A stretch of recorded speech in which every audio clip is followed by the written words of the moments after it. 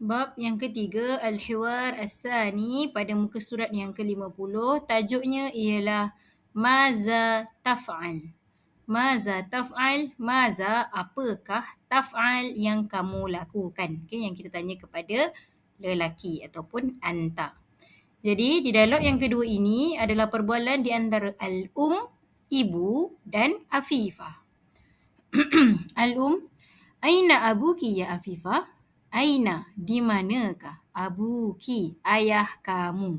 Ya Afifah, wahai Afifah. Afifah pun reply. Abi yushahid at-tilfas fi ghurfah al-julus. Abi, ayah ataupun ayah saya, yushahid, sedang menonton at-tilfas, television ataupun TV, fi, di ghurfah al-julus, ruang tamu. Pun tanya, wa maza yaf'al akhuki fi ghurfah an-naum?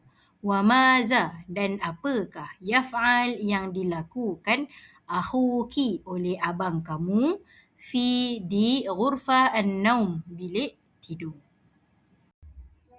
Kemudian Afifah reply, huwa yurattib al-ghurfah.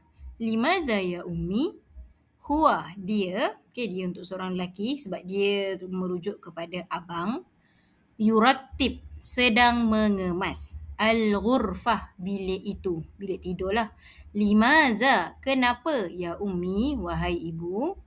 Kemudian ibu pun cakap, At-ta'am jahis ya binti, hayya na'kul ma'an. At-ta'am, makanan, jahis, dah siap. Okay, makanan dah siap. Ya binti, wahai anak perempuanku ataupun wahai anakku. Hayya, jom, marilah. Na'kul, kita makan. Ma'an, bersama-sama. Afifah pun cakap, ya salam, syukran ya ummi.